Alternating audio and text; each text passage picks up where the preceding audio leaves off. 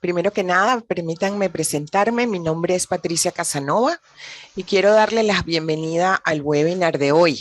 Este webinar para hablar del programa de toma de decisiones basados en datos para marketing. Como les decía, para mí es un placer en la mañana de hoy poder presentar a los dos coordinadores académicos de este programa que nos estarán acompañando en el programa de toma de decisiones basadas en datos de marketing. Primero, por orden como me aparecen realmente en la pantalla a mí, quiero presentarles al profesor y coordinador José Felipe Prat. José Felipe es consultor estadístico independiente en diseño e implementación en sistemas de inteligencia de mercado, investigación e inteligencia de negocios y en el área de estadística avanzada. Tiene más de 20 años de experiencia como gerente de análisis e investigación de mercado y por supuesto es profesor del Centro de Mercadeo de IESA.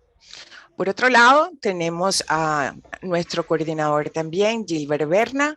Gilbert tiene un MBA de Babson College en Estados Unidos, es ingeniero mecánico de la Escuela Politécnica Federal en Suiza, consultor independiente en análisis de datos e investigación de mercados, es profesor del IE en España, de la Universidad Phoenix Terra en Chile, es profesor de Uniquemia y también ha sido profesor del IESA durante muchos años.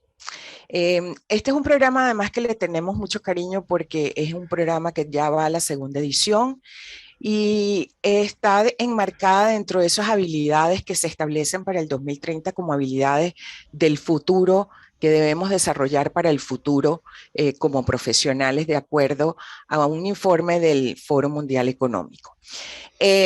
Además que creo que a los tres trabajamos en el área de marketing, entonces nos une esa pasión por el mercadeo y por los datos. Así que sin más, le doy la palabra a Felipe y estamos a la orden. Solo quisiera una cosita que comentarles a todos los que están participando.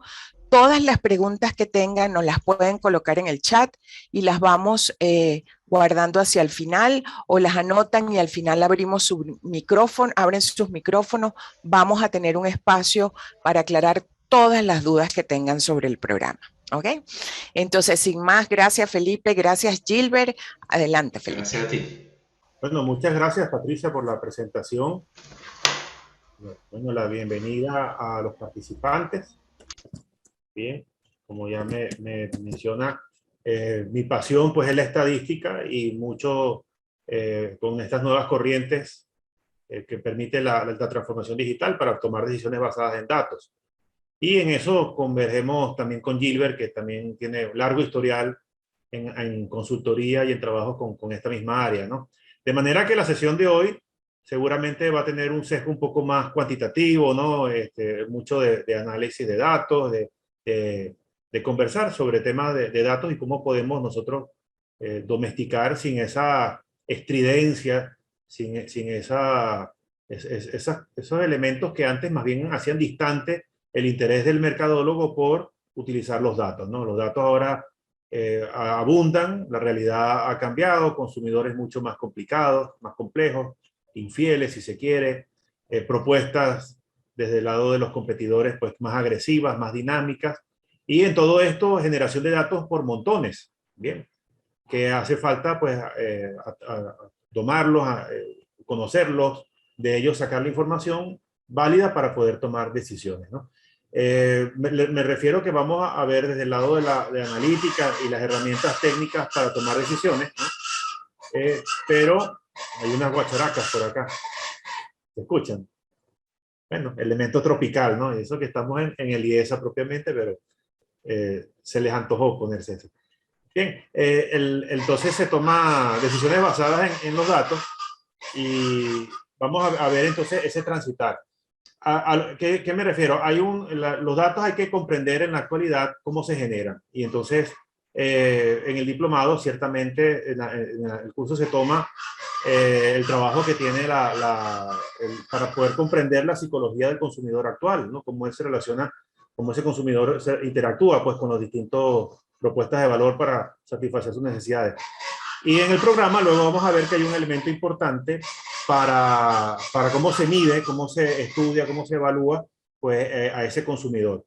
Luego, la parte analítica, las herramientas ya que vienen del campo de la estadística o del campo de la minería de datos, para sacar la información, los patrones, los modelos predictivos. Algo de eso vamos a invertir en esta conversación de hoy. Luego viene el tema de analíticas web y lo que es la parte de inteligencia artificial que conducen a una empresa data driving, ¿no? Les voy a compartir la pantalla para iniciar entonces con mi contenido que quería compartir, que quería ver con ustedes. Por favor, si me validan que todos estén viendo lo que yo estoy mostrando. Sí, Felipe, perfecto. Muchas gracias. Bueno, fíjense, hay un arbolito aquí al lado y la pareja de guacharaca se colocaron justo allí. Bien, entonces, la analítica como una herramienta para toma de decisiones, digamos, lo que yo quisiera conversar, muy enfocado en lo que me toca a mí transmitir y compartir en mi módulo, ¿no? En los módulos donde tengo participación. Muy bien. Si nosotros vemos cómo es la actualidad, herramientas de decisiones basadas en datos, bueno, tenemos una cantidad de palabras, ¿no? y de técnicas y de herramientas, de corrientes, diría yo, corrientes que se fundamentan en datos para tomar decisiones. Entonces, ¿qué es la inteligencia del negocio, el business intelligence? ¿Qué es la minería de datos? ¿Qué son las analíticas para los negocios, o el business analytics? ¿Qué es la ciencia de los datos? Hablamos ya de big data, aprendizaje automatizado, y así podemos seguir, Internet de las cosas, cantidad de conceptos, cantidad de corrientes, de métodos, ¿no? ¿Por qué existen tantos métodos? Eso es una primera inquietud. ¿En dónde comienza uno? ¿Dónde termina el otro? ¿Por qué se diferencian? ¿Cuáles son los fundamentos de cada uno de ellos? Todos al final tienen la función de permitirnos manejar esa inconmensurable cantidad de datos y digamos, de ahí sacar los patrones y poder tomar decisiones, ¿no? Entonces, bueno, en buena medida en el contenido del módulo de analítica, pues se tocan estos temas. Y esto no es más que un hilo histórico, no es algo que sea, digamos, algunas cosas no son tan novedosas, algunas de estas corrientes de toma de decisiones, como por ejemplo el Business Intelligence, viene desde finales del siglo pasado. Lo que ocurre es que las técnicas, la transformación digital ha permitido que haya mayor capacidad de cómputo, mayor capacidad de almacenamiento y también que se puedan implementar una cantidad de técnicas que, si bien estaban diseñadas con anterioridad, no podían ser ejecutadas en un computador normal. Ahora podemos llevar la analítica y todas estas, incluso procesamientos muy rápidos, en un computador personal y poder tomar decisiones basadas en datos directamente sin la necesidad de tener una plataforma extremadamente grande o compleja para poder trabajarlo. Entonces, justamente en este hilo histórico podemos ver cómo hemos ido evolucionando técnicas de minería de datos, técnicas de business intelligence, ya viene de los años 90, ¿no? Analítica para Big Data ya se está hablando desde comienzos de este siglo. Y bueno, ya podemos hablar de la Internet de las cosas y paremos de contar. Pues esto no se detiene. Lo interesante es que es algo que ha llegado para quedarse. Tal cual como lo decía Patricia, para el 2030 el nuevo tomador de decisiones de mercadeo ya no puede depender solamente de su intuición o de elementos subjetivos. Cada vez va a ser más necesario que se tomen decisiones concertadas en los datos, basadas, fundamentadas en datos, y para ello hace falta dominar ciertos elementos y ciertas técnicas. Bien. Si queremos comparar, ir aterrizando en, digamos, las dos técnicas que más recientemente han tomado mayor fuerza en cuanto a las decisiones gerenciales, hablemos de Business Intelligence, que ya vimos no es tan reciente, pero está vigente y ha dado grandes aportes y sigue utilizándose, y la Business Analytics, que vamos a entrar un poquito mayor en detalle próximamente. Bueno, en dónde están esos límites, cuando una pasó a la otra, ¿no? Bueno, Business Intelligence podemos ya enfocarnos en que está un tanto mirando más hacia el pasado, más con foco en reporting. Su interés es más de tipo explicativo, para poder diagnosticar, para poder comparar, pues, qué es el desempeño, pues, de la gestión que está llevando a cabo el mercadólogo, ¿no? Y bueno, tiene algunas técnicas tradicionales como los reportes estándar, tableros, alertas, los queries, las consultas.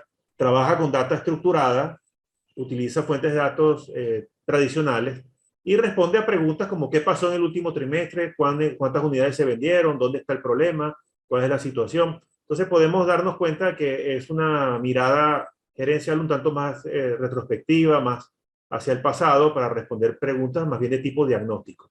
Y ahí es donde marca una diferencia con la Business Analytics, la analítica para los negocios, en donde las técnicas que se utilizan son mucho más avanzadas. Ya tratamos de reducir la incertidumbre del futuro a nivel de optimizaciones, modelado predictivo, generar pronósticos, modelos estadísticos. Trabaja con datos estructurados y datos no estructurados. Ahora hay una nueva realidad que la gran mayoría de los datos no son estructurados. Todo lo que viene de redes sociales, todo lo que viene de patrones de comportamiento de los clientes, muchas veces vienen por imágenes, por correos, por llamadas, por audio, ¿no? Vídeos, ¿no? Distintas fuentes que no son datos estructurados, no los podemos poner directamente en una base de datos de filas por columna. Bien, y las preguntas de la analítica, ¿qué pasa si? Entonces ya estamos hablando de anticipar el futuro, no esperar a que las cosas ocurran, sino poder predecirlas, anticiparlas a nivel de escenarios y utilizando mecanismos de simulación y de optimización. ¿Cuál es el escenario óptimo para el negocio? ¿Qué pasará? ¿Qué tal si esta tendencia continúa? Hablamos ya entonces de pronóstico, ¿no? ¿Por qué está pasando esto o lo otro? Entonces ya para poder tomar el concepto de causalidad, es un tema bastante complejo, para la ciencia estadística sobre todo, bueno, tenemos que tener modelos, tenemos que generar modelos. Entonces, bueno, el modelado predictivo funciona sobre una base de un modelo que ya está entendiendo las relaciones fundamentales que están escondidas en los datos históricos. Entonces, un poquito más de analítica para los negocios. Hay 3 niveles fundamentales. La analítica descriptiva, que se parece mucho al Business Intelligence, responde a preguntas como ¿qué pasó?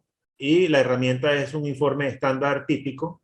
Otras preguntas pueden ser ¿cuántos? O ¿con qué frecuencia? ¿O dónde? Entonces, para ello tenemos informes ad hoc o tableros, scorecards.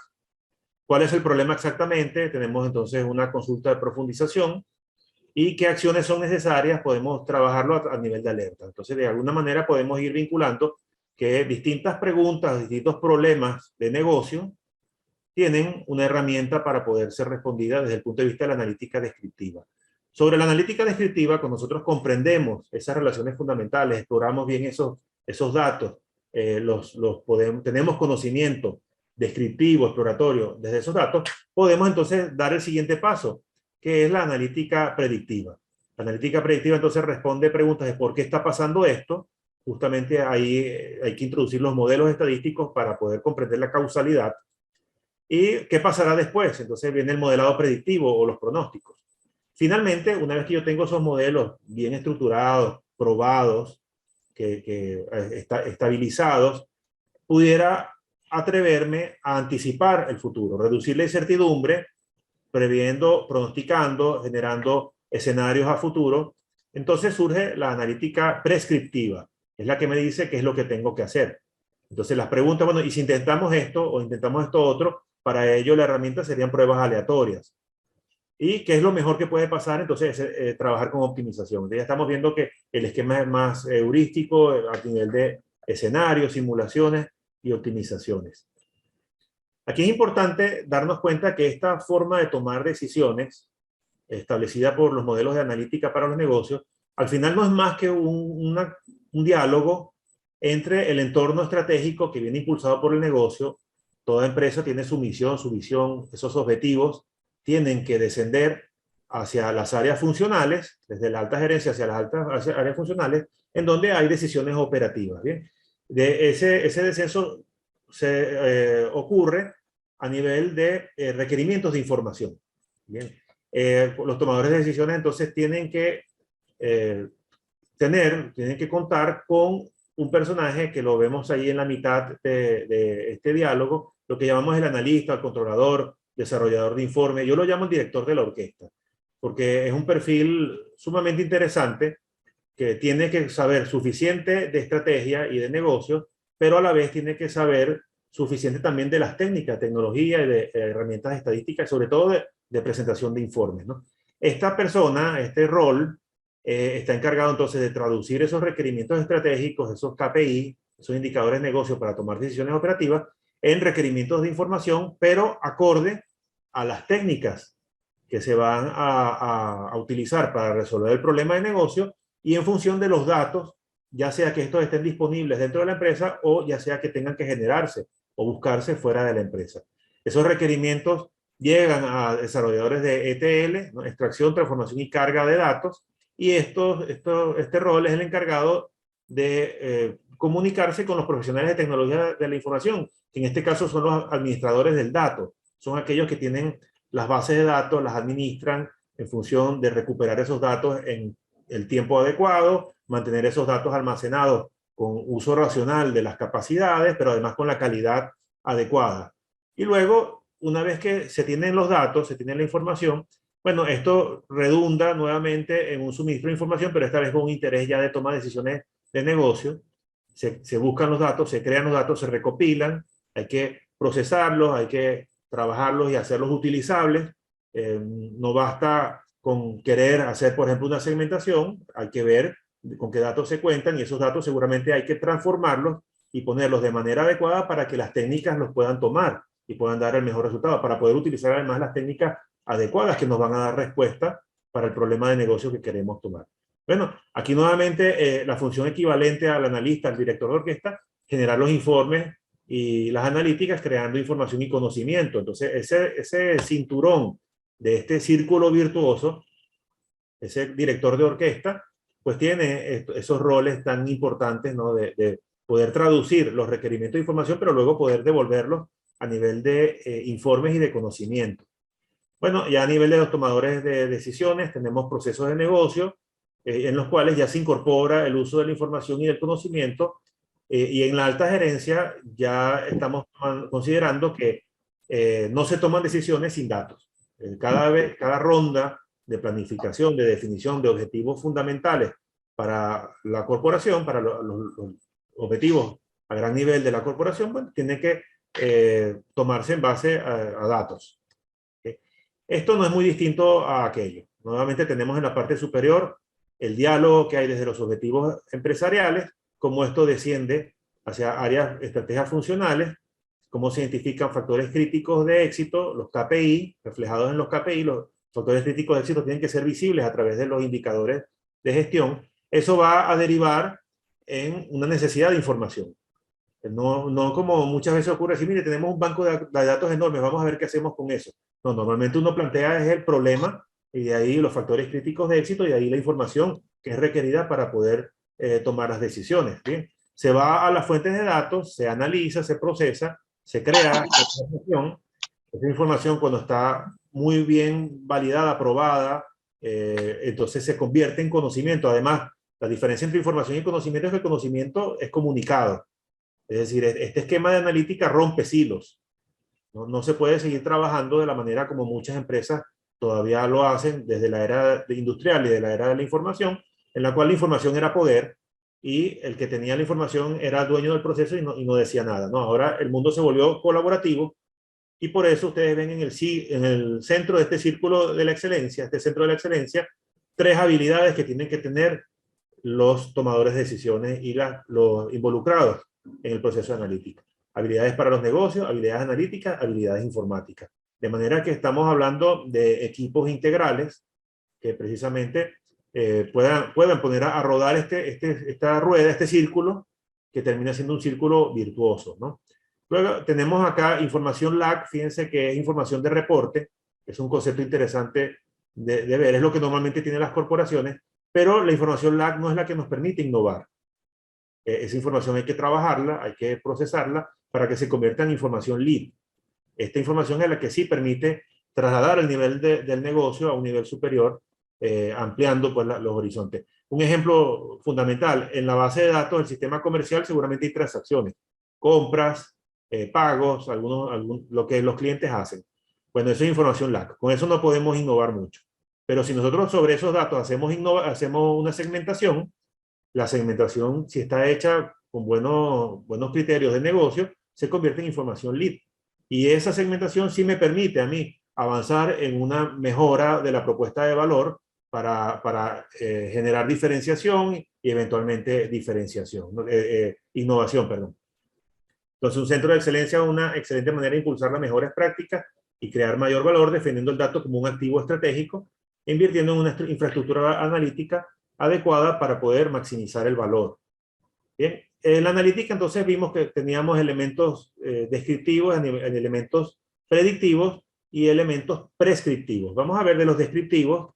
Bueno, hay que, sin abundar en herramientas estadísticas complicadas que puedan estarles a ustedes creando confusión, bueno, simplemente un ejercicio de segmentación.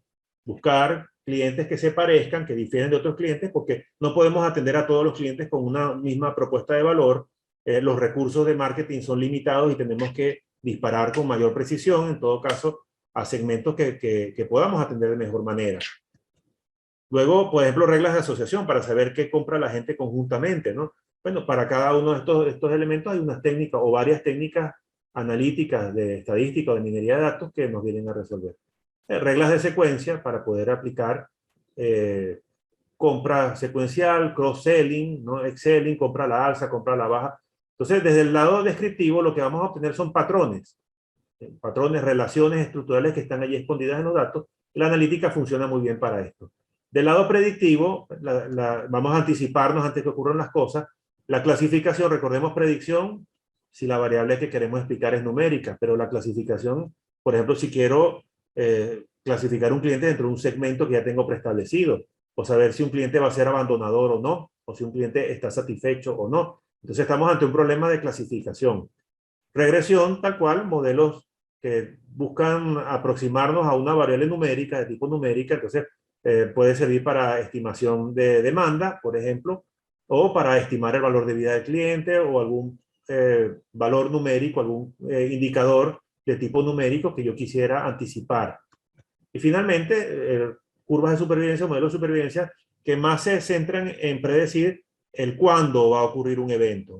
Por ejemplo, anticipar un abandono. Yo puedo haber detectado el patrón de abandono. El cliente cuando por alguna razón, insatisfacción o por caducidad tecnológica, por alguna de estas razones, él va mostrando un patrón de agotamiento y nos va avisando que se va a ir.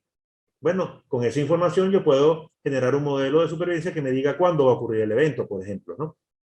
Y todo esto entra en lo que es el mundo de las analíticas para los negocios. Si queremos ver más detalle, no nos vamos a centrar en las analíticas prescriptivas porque supone unas técnicas un tanto más complejas de simulaciones y de optimizaciones, pero si queremos ver algunos productos de analítica descriptiva y analítica predictiva, bueno, la detección del fraude, por ejemplo, el riesgo que pueda haber de pérdida de venta o de suplantación de identidades, o simplemente conocer mejor a nuestros segmentos de clientes. ¿Qué productos pueden haber aquí? Tenemos la identificación de patrones que se compran juntos, conjuntamente, productos que se compran secuencialmente. Esto es ideal para comprender lo que los clientes hacen en los portales web de las empresas. Anuncios sobre campañas publicitarias, poder saber a quién se le dirige cada interés publicitario. Paquetes de producto y servicio o canastas de compra. El journey del cliente o el recorrido del cliente. Venta a la alza, venta cruzada o venta a la baja, qué puedo vender con qué. Llegar a trabajar incluso en sistemas de recomendación, una vez que detecto los patrones, yo puedo. Entonces, luego sobre eso, llegar incluso a montar un modelo predictivo, un modelo de recomendaciones más adelante. Y propiamente una segmentación de mercado. Aquí estamos al lado derecho viendo productos analíticos. Detrás de cada uno de estos productos hay técnicas estadísticas, hay técnicas de minería de datos, que no son el foco del interés fundamental, puesto que tenemos herramientas que lo hacen de una manera bastante intuitiva, de la cual va a hablar Gilbert dentro de poco. Herramientas como el Canine, que precisamente de una manera muy intuitiva permite dar soluciones a muchos de estos problemas y a generar mucho valor en muchos de estos productos de analítica descriptiva. Del lado de la analítica predictiva, bueno, por ejemplo, el riesgo de crédito, el riesgo de pérdida de un cliente, el riesgo de abandono de un cliente, modelos que me permitan predecir el abandono y sistemas de recomendación, pero ya a nivel predictivo, o la detección, por ejemplo, o prevención de un fraude. ¿Qué productos hay? El valor de vida del cliente, que es una métrica analítica de mucho uso recientemente, que permite a mí valorar clientes a nivel financiero, pero también como indicador me ayuda a saber si un cliente está en riesgo de abandono o si cuáles son mis clientes valiosos, cuáles son mis clientes que tienen potencial. Cuantificación de pérdidas por abandono de clientes, muy enlazado con el valor de vida que les hablé antes. Estudiar el cliente multicanal, evaluación de riesgo crediticio, predicción del tiempo de abandono, es decir, predecir el cuándo, pronósticos y previsión de la demanda, asignación de recursos, etcétera. Digamos, con esto concluyo mi parte. Han visto, bueno, tiene mucho que ver con contenido cuantitativo y de métodos cuantitativos, pero si se quiere, permítanme verlo como desde el punto de vista del para qué, ¿no? El sentido del para qué. Y entonces le doy la palabra a Gilbert para que entonces aterrice con las herramientas que propiamente nos permiten solventar estos problemas, estos tópicos, generar estos productos de analítica para mercadeo tan útiles, ¿no? Van a ver que es una herramienta bastante intuitiva, no necesitan echar código, es lo que normalmente primero nos genera parálisis, ¿no? Y hasta miedo. Es una herramienta bastante buena para trabajar todos estos temas de marketing. Adelante, Gilbert, muchas gracias. Gracias, Felipe. Primero, ¿están viendo mi pantalla, el famoso Nime? Sí, sí. Perfecto. Sí. Gilbert. Bueno, gracias. Bueno, buenas tardes a todos. Sí, a mí me toca hablar de la parte de aplicación práctica de todo lo que vamos a aprender con Felipe, con Jennifer, con Sofía y con Eugenia, otros profesores del ámbito de marketing, de investigación de mercados y de estadística, donde nos van a dar las bases intuitivas. Aquí no vamos a entrar en este curso en ecuaciones, en estadísticas profundas, y nos van a dar, sí, una intuición, nos van a indicar qué es lo que estamos haciendo con cada técnica, entender qué es lo que estamos haciendo, entender y poder interpretar los resultados. Yo me encargo de nuevo de la parte práctica, que es nosotros como gente de marketing, de mercadeo, que no somos programadores, no somos estadísticos. Sí nos gusta analizar los datos, si jugamos con Excel, por ejemplo, o con otras herramientas similares y tenemos que hacer gráficos, proyecciones, etcétera, etcétera. Pero quizás podemos ir mucho más lejos con la misma data, con una herramienta como Nime. Hay muchas más, ¿ok? Pero Nime es una herramienta, la que vemos aquí en pantalla, es una herramienta desarrollada originalmente por una universidad alemana, la Universidad de Constance. Después eso fue un spin-off, crearon una empresa y ha crecido muchísimo. Es un software libre, es decir, es gratuito y además es colaborativo. Es decir, no para de aumentar las funcionalidades. Por ser colaborativo, la gente contribuye, aporta y esto se hace cada vez más poderoso. Entonces aquí el mensaje es el siguiente. Tenemos datos, en nuestras empresas tenemos datos y si no los podemos conseguir. El software para hacer todas estas técnicas que suenan muy complicadas, como segmentación, regresión, redes neuronales, clasificación. La idea de este curso es aterrizarla a gente como nosotros, es decir, como yo, al menos, analistas de marketing, que lo que nos interesa es usar una herramienta y extraer con esa herramienta a los datos de nuestra empresa la mayor cantidad de información posible. Lo que les quiero mostrar ahora es un pequeño demo donde lo que quiero transmitir es la facilidad de uso de esta herramienta y de que ustedes pueden extraer datos al terminar el curso, digamos, con esta herramienta, con los datos de su empresa e ir mucho más lejos. La edición pasada hubo gente de varias empresas y una posibilidad, porque aquí uno de los objetivos del módulo mío es que ustedes hagan un trabajo personal o en grupo.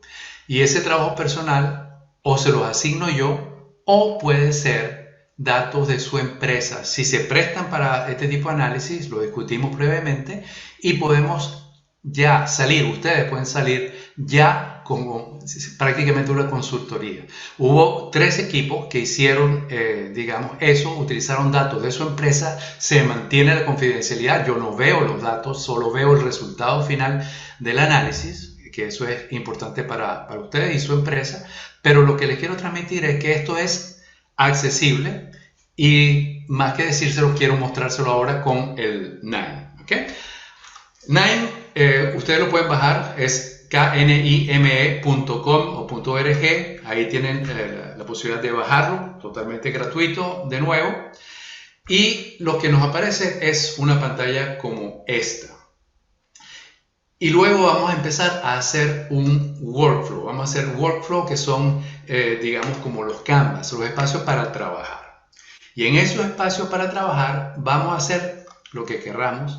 En el curso vamos a empezar haciendo, por ejemplo, un árbol de clasificación. Vamos a clasificar, ¿sí? Este sería el flujo. Y vemos que son solo nodos que traemos, vamos a hacer un demo, que traemos simplemente con un drag and drop, lo configuramos y lo ejecutamos y luego vemos el análisis final. Esto es para un árbol de clasificación, lo vamos a utilizar ahora, voy a hacer el demo en particular con este ejemplo, para clasificar los clientes que tienen más probabilidad de irse a la competencia, en este caso con datos reales de una compañía de telecomunicación.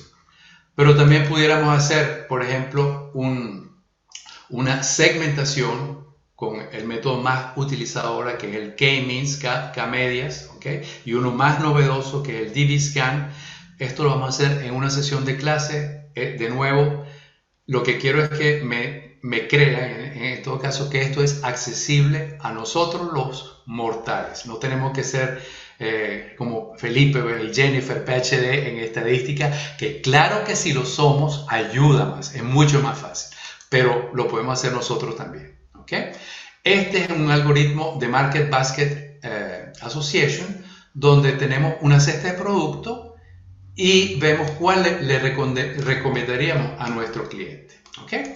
Y también podemos ir de una vez a lo que es análisis de texto, donde ponemos un documento y podemos tener, por ejemplo, una nube de palabras, que sé que hay otros software que hacen esto gratis, pero esto lo vamos a hacer nosotros con cualquier documento que querramos y podemos filtrarlo, podemos hacerlo de diferentes maneras. Todo esto en unas sesiones muy sencillas que ustedes les garantizo que van a ser capaces de hacer. Voy a empezar con este ejemplo, que es el de clasificación. Los algoritmos de clasificación, como les mencionó Felipe, hace parte de una categoría, una gran categoría de algoritmos, que son los algoritmos de aprendizaje automático supervisados. Hay otros que son no supervisados. Se llaman supervisados cuando podemos validarlos. Podemos saber, mire, sí, está haciendo una buena predicción. ¿Por qué? Porque le damos una serie de datos, me genera un modelo, y luego yo ese modelo se lo aplico a otros datos que el modelo no ha visto. Y yo conozco la respuesta, por ejemplo, ¿se fue o no se fue? ¿Compró o no compró? ¿Fue fraude o no fue fraude? Problemas típicos de clasificación. Y entonces yo comparo la predicción de nuestro modelo con la realidad. Entonces puedo validarlo. Eso es lo que es supervisado. Y en este caso vamos a mostrarles a ustedes lo que es...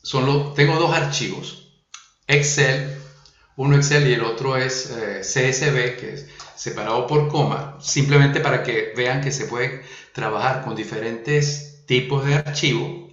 Aquí tenemos unos datos de una compañía de telecomunicación de los Estados Unidos, ¿sí? Datos reales, repito. Tenemos acá 3.333 datos. La primera línea corresponde al nombre de la variable y cada línea corresponde a un cliente. ¿Okay? Entonces el cliente número 1, por ejemplo, consumió 25 mensajes de voz durante el periodo analizado y minutos de día 265, minutos por la tarde. Vemos que tenemos muchas variables acá, ¿okay? Transaccionales básicamente, pero esto lo pudiéramos enriquecer. Y si lo podemos hacer, se recomienda mucho hacerlo. Si es legal, digamos, en cada país, por ejemplo, tener la edad, sexo y otros indicadores demográficos, por ejemplo, podemos agregar estas variables. Aquí están las transaccionales. ¿Cuántas llamadas, cuántos minutos al día, por la tarde? El número de llamadas y el costo también por cada periodo, si es en la mañana, tarde o noche, cuántas llamadas internacionales, el costo de esas llamadas, el número de minutos, etcétera, etcétera. Aquí está el estado de donde es el cliente, el código de área y el teléfono. Esto es lo que nos identifica de manera inequívoca pues a cada cliente. El código de área y el cliente y el teléfono. Tenemos otro archivo. Este en otro formato, CSV, pero el Excel lo lee también. ¿Ok? No se preocupen, eso es para mostrarles que también maneja otro tipo de archivo, donde tenemos para los mismos clientes, que vamos a ubicar aquí con el código de área y teléfono, vamos a saber la antigüedad. ¿Cuánto tiempo tiene esta persona con nosotros? Si tiene plan internacional o no. Si tiene plan de mensaje de voz o no. Y la variable que queremos predecir, que es churn. Churn significa pérdida del cliente. Si es 1, el cliente se fue de la empresa. Y si es 0, el cliente está con nosotros todavía. ¿Ok? Entonces, fíjense, aquí tenemos en 2 tablas distintas información de los clientes, si se fueron o no, y las transacciones en el otro. ¿Cómo hacemos este análisis para clasificar a los clientes, para saber si se van a ir o no? ¿Ok? Entonces, lo que hacemos es, primero tenemos que leer los datos. Aquí tengo un lector de Excel y un lector de formato CSV. ¿Cómo lo hacemos? Esto tiene más de 3.000 nodos. Nime tiene más de 3.000 nodos disponibles. Están agrupados aquí por categoría. El año pasado tenía 2.000. Hace 2 años tenía 1.000. Es decir, esto crece exponencialmente. Cada 3 meses ustedes tienen que volver a instalar, digamos, el Nime porque se incrementa pues, las capacidades de nuevo exponencialmente. Bien, quiero leer un archivo. Aquí de repente tengo un workflow coach, un coach que me indica qué es lo más probable que yo necesite. Y aquí me aparecen Excel Reader, CSV Reader, pero yo también puedo escribir acá. Si sé que está en Excel, escribo Excel y me aparece todo lo relacionado con Excel. Quiero el Excel Reader, hago drag and drop. Me aparece aquí un símbolo de un warning, pues un aviso, porque no lo tengo configurado. Le doy right clic, lo configuro, selecciono el archivo en el directorio donde esté, ¿ok? Que esto ya lo hice acá, ¿ok? Está configurado, es el archivo Excel UFT transacciones y me aparece este formato, ¿ok? Muy parecido a Excel, donde la primera línea, lo que era la primera línea, ahora es el nombre de la columna, ¿sí? Perfecto. Hago lo mismo con el otro archivo. Este es un CSV Reader, valores separados por coma, ¿ok? Agarro este nodo, drag and drop, lo configuro como está configurado acá, ¿ok? Lo cargo, lo ubico y aquí me aparece lo mismo que vimos en el Excel. Bien, hasta ahora creo que no hay ninguna dificultad. Si la hay, por favor, me preguntan, que la idea es que entendamos que esto es muy fácil de usar, ¿ok? Lo primero que tenemos, mientras lleguen la pregunta, es unir estos dos. Necesito que todos los datos estén en una misma tabla. Entonces, ¿cómo se une? Bueno, uso el nodo joiner. Escribo join, la primera letra, y aquí está el join. Drag and drop, ¿ok? Y lo configuro. A partir de aquí voy a ir un poquito más rápido, pero selecciono las variables con las que quiero hacer el match, ¿ok? Tiene que ser igual las 2 tablas en cuanto al ID del usuario, para estar seguro de que estamos hablando del mismo usuario, que el valor de churn lo estoy trayendo para la persona que es. Entonces, aquí tendría el código de área y teléfono. Con esto lo configuro y lo tendría unido, ¿ok? Y aquí en la tabla vemos de salida, la salida unida, tenemos todas las variables en una sola tabla. Las de transacciones y la de si es churn o no, ¿ok? Las que son más estables. Veo algo aquí en el chat, déjame chequear. Ok, Perfecto, por ahora no. Bien, ya unimos dos tablas. Eso, los que saben de programación saben que eso requeriría unas cuantas líneas de código, al menos en SQL o en otro tipo de programa. Aquí un drag and drop y las tenemos unidas. Este nodo es porque yo necesito transformar unas variables que supuestamente son enteras. Esta i significa que es un número entero, pero churn 1 o 0 no es un número, es una etiqueta. ¿Ok? Entonces la transformo en etiqueta. ¿Ok? Y estaría listo. Luego selecciono las variables que voy a analizar, porque tengo que escoger y algunas no me dicen nada. Entonces voy a sacar, por ejemplo, el estado o el código de área y el teléfono. Es decir, y esto es discutible, ¿ok?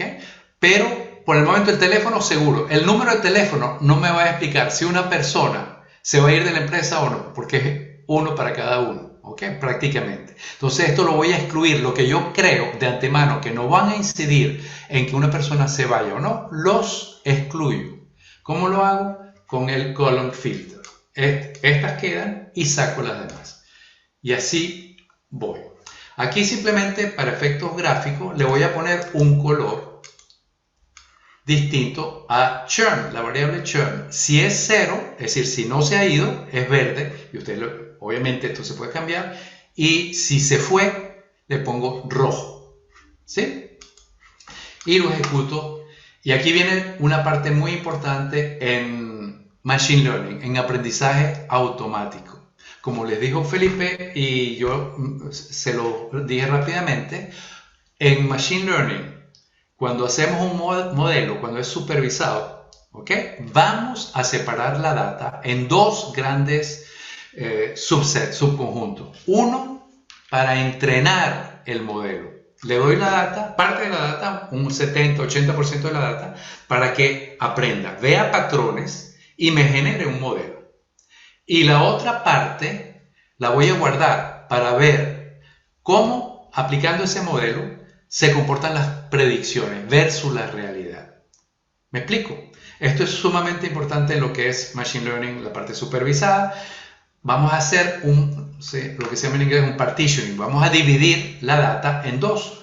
Uno para entrenar el modelo y otro para usarla para predecir, para validar. ¿Sí? Entonces, esto lo hacemos. Se configura también un nuevo partitioning. Escogemos qué porcentaje de la data vamos a utilizar para entrenar el modelo, típicamente entre el 70 y 80%. Lo podemos tomar aleatoriamente o de manera estratificada. Eso lo veremos en clase, las diferencias. ¿Sí? Y eso me divide entonces la muestra total en dos. Y aquí viene nuestro primer modelo, que es el que quiero ver con ustedes. A partir de aquí podemos colocar distintos, y en clase veremos distintos modelos de clasificación. Este es uno que es muy poderoso, nos gusta mucho en marketing y ya van a ver por qué. Pero ya hay otros también que a veces son más poderosos, aunque no nos gusten tanto. Y también eso lo veremos en clase por qué, pero necesitamos conocerlos todos y ver cuál es el más poderoso en cada ocasión, el que predice mejor. ¿Ok? Entonces, un árbol de decisión. Lo vamos a ver en la práctica. Aquí lo ubicamos Decision Tree y vemos que tenemos varios nodos posibles. Un learner, es decir, algo que aprende, ¿ok? Y es el que necesitamos ahora. Decision Tree Learner. Yo quiero aprender de esos datos y crear un modelo, ¿ok? Y luego tenemos un predictor, que también lo necesitamos y lo traemos para acá. De la parte de arriba del partitioning, donde están los datos, el 80% que seleccioné para entrenar, una flechita. Tiro una flecha de aquí a acá, ¿ok? Y significa que este árbol va a aprender con los datos que están acá, con ese 80%. Lo configuro y aquí me pregunta, ¿cuál es la variable que tú quieres entender, predecir? En este caso es churn, si se fue o no se fue. Y lo demás lo dejo por defecto como está. Después se puede mejorar el modelo tocando todo esto, lo que se llama hiperparámetros. ¿Ok? ¿ok? Pero por el momento dejémoslo así. Yo quiero entender el churn en función de todas las demás variables que tenemos en esa tabla. Y aquí lo ejecuto y podemos ver la salida. Aquí, este sería la salida. Y aquí les pido atención, por favor. Aquí lo que nos da es, este es el nodo raíz del árbol, ¿ok? Este es toda la data, el 100% de la data, que son 2.666, que es el 80% de los 3.000 y pico, ¿ok? De toda esa data utilizada para aprender, el 14.5% era 1, churn, ¿ok? Esta rayita roja. El resto, 86%, era 0, no churn. Perfecto, este es el resumen. Eso lo podíamos hacer nosotros sin NIME y sin más nada. Pero nos dice esto ya a este nivel, que la primera variable que le dimos al modelo, la que más diferencia los que se fueron de los que no se fueron, fue la variable costo por día.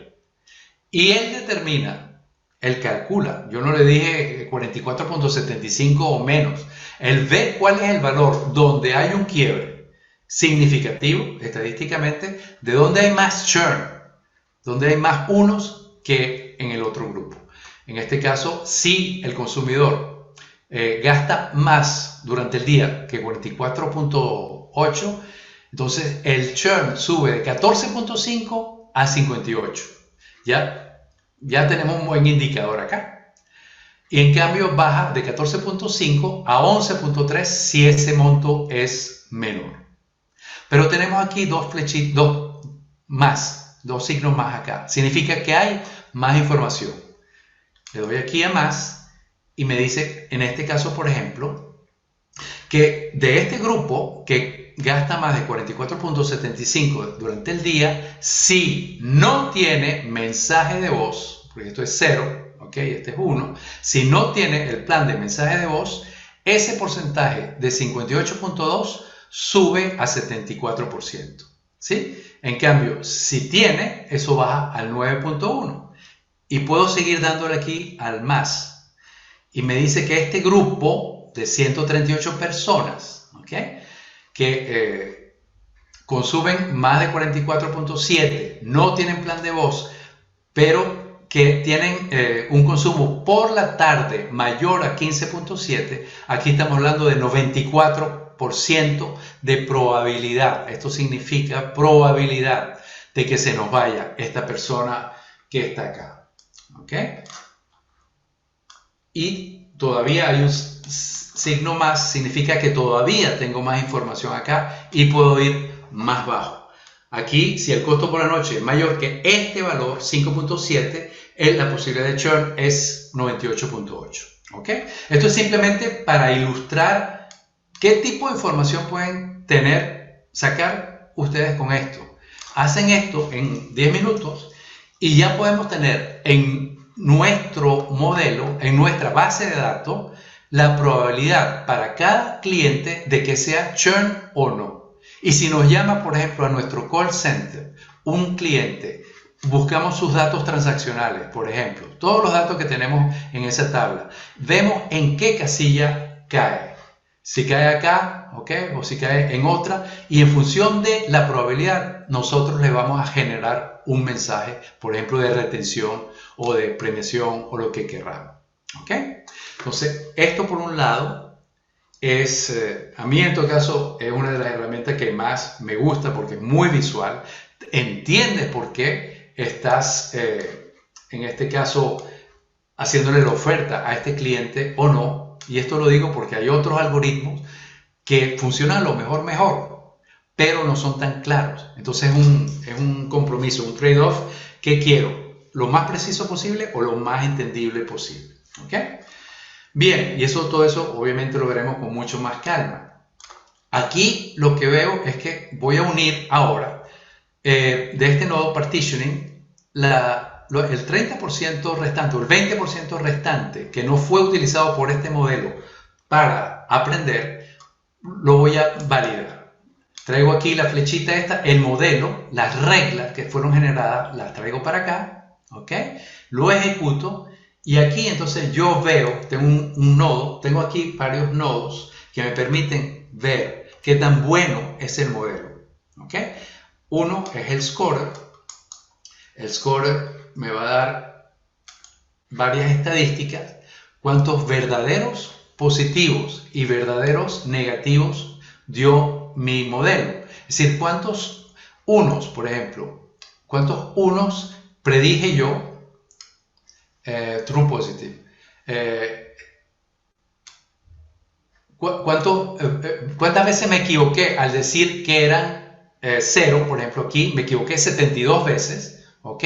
Pero acerté en 548 veces. Lo mismo para los negativos. Y una serie de estadísticos que nos van a permitir validar el modelo y escoger el mejor de ellos. Eso también lo podemos ver en una curva que no vamos a explicar acá, pero una curva que se llama la curva ROC, que vamos a ver cuando termine de cargar qué tan bueno es el modelo, el área bajo la curva, qué tan bueno es mi modelo prediciendo.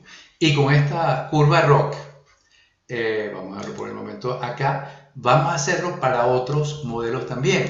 Por ejemplo, aquí en vez de usar el árbol de clasificación, podemos hacer una red neuronal, que suena de la NASA, y sí lo es, pero nosotros no necesitamos saber sino cuál es el nodo que corresponde a esa red neuronal, buscarlo acá, traerlo y saber cómo se configura, saber cómo se parametriza y saber cómo se interpretan los resultados. Y esto es lo que vamos a hacer entre Felipe, Jennifer en particular y yo, pues, ¿no?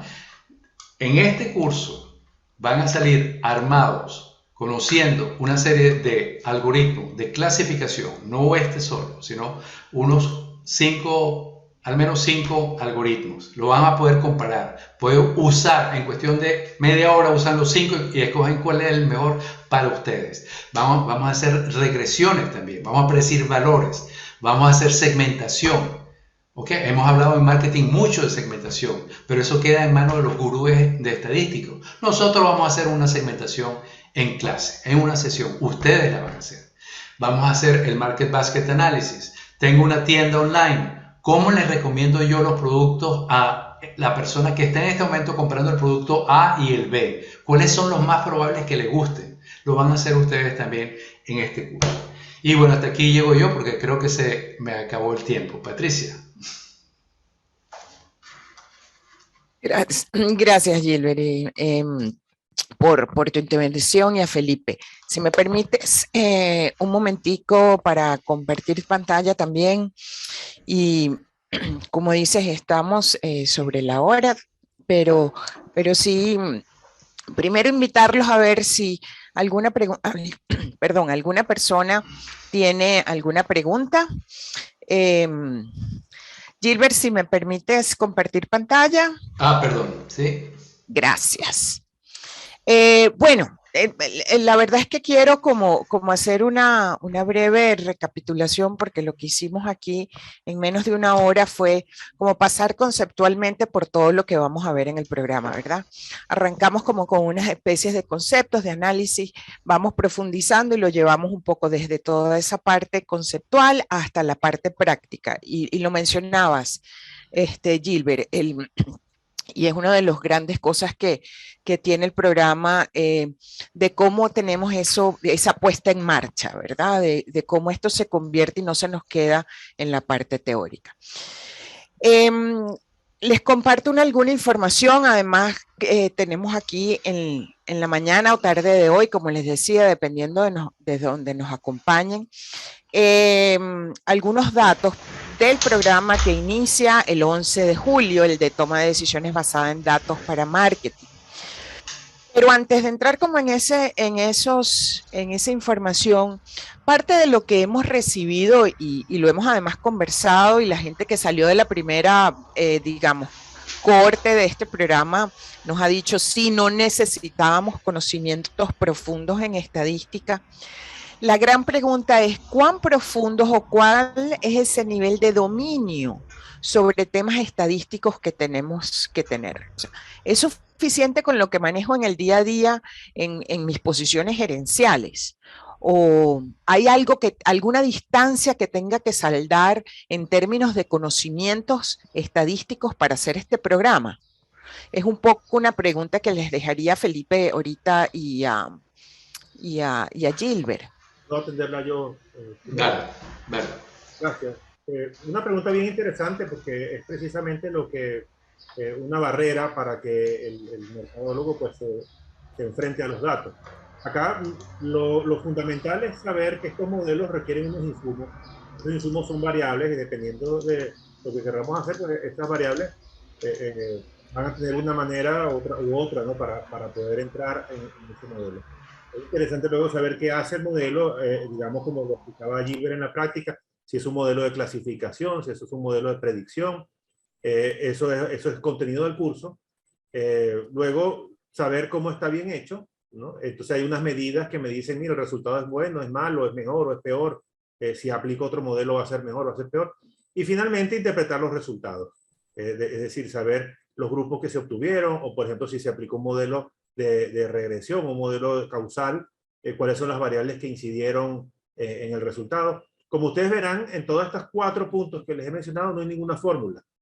Exacto. De manera que son elementos, como la herramienta lo hace todo, el gerente, el tomador de decisiones, lo que tiene es que tener buena claridad conceptual de qué herramienta va a utilizar, para qué, tiene que tener muy claro el para qué, y en función del para qué, bueno, luego vienen las herramientas y los datos también que se requieren para poder trabajar.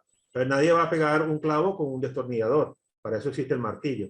Entonces, digamos un símil muy sencillo, muy tonto, pero es así, ¿no? Es decir, si yo quiero enfrentar un problema de segmentación, bueno, voy a tener datos de distintas maneras, cuáles son mis variables activas, aquellas variables que yo pueda tomar decisiones de marketing, ¿no?